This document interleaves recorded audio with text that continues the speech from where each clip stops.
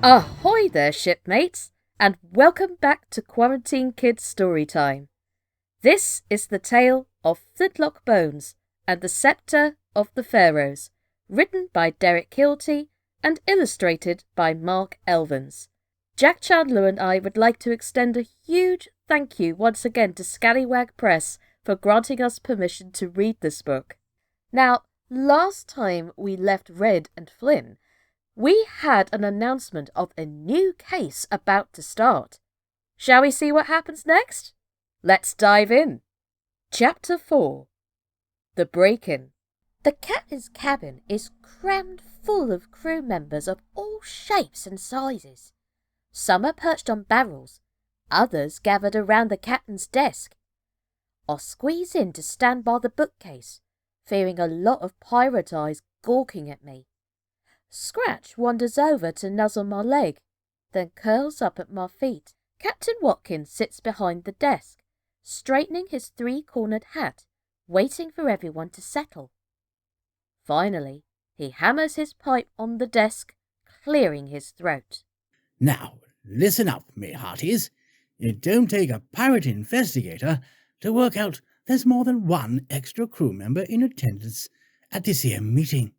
So, I'd like to introduce you to our new cabin boy, Flyntlock Bones, the town of Baskerville.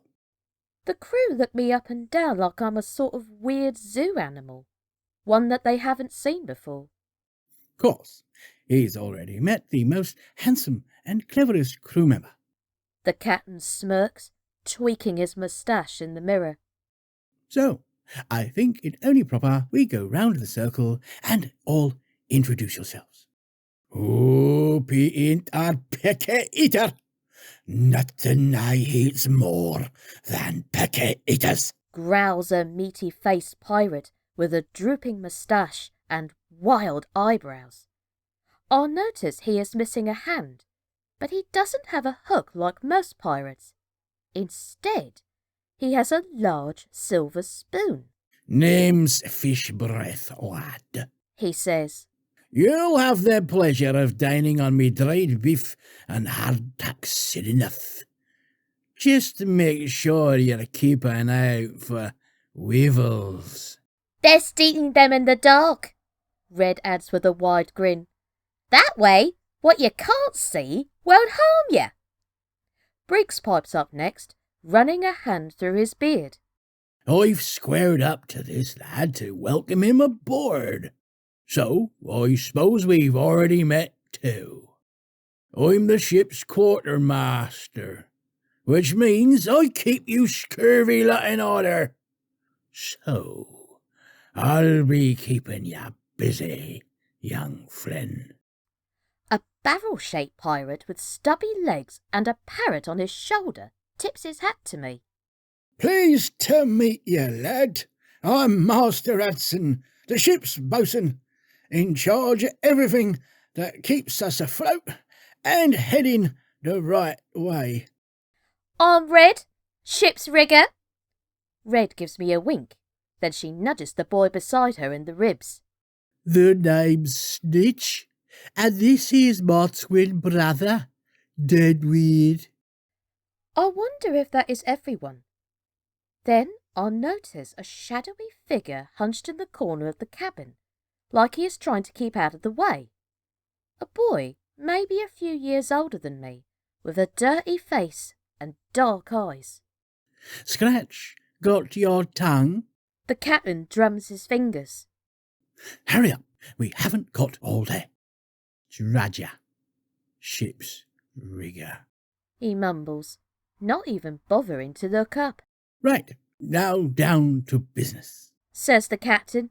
A parrot has flown aboard with a message, all the way from the Isle of Tut. Unfolding the crumpled paper, he reads it aloud, his brow furrowing. Dear Captain Watkins, my name is Miss Christina Wrinkley, curator of the Egyptian Museum. My museum was broken into last night and ransacked. A band of merciless thieves smashed up display cabinets, destroyed exhibits, and stole priceless ancient artifacts, including the irreplaceable Sceptre of the Pharoahs. The place is in a dreadful mess. I don't know what to do, and I am frightened they might return. I have heard that you and your crew are the best investigators on the Seven Seas, So I did not think twice about sending a parrot in the hope that you can help me. I'll listen attentively, glancing round at the rest of the crew. All have serious expressions on their faces. Hudson scratches his head. Briggs scribbles notes in a little notebook. So, it seems we have a gang of thieves operating on what is usually a quiet part of the Seven Seas, the ancient Isle of Tut, says the captain, pointing to a map on the board. I'll notice that all the papers from the last case have now been taken down. Fishbreath frowns. Wouldn't like to be in their shoes. Reckon a lot of them Egyptian treasures are cursed. I once heard of a story about a pirate raiding the tomb of an ancient Egyptian king. But when he got inside, the whole thing caved in on him. Some say he's still buried in there with their mummies. Probably a mummy himself by now, says Hudson. Briggs nods. Could get more than they bargained for. Stealing ancient booty. Can't recall a case that started out with such an urgent plea for help, says the captain. Reckon we'll take this one on and get to work sharpish. Briggs, you'll plot us a course for the Isle of Tut. How long you reckon it'll take us? Fair winds should get us there by dawn, Captain. I feel a rush of excitement. This is it! My first case! I have heard stories that there are pyramids the size of mountains on the Isle of Tut, and now I'm actually going there. Mrs. Wiggins would scarcely believe it, I'm sure.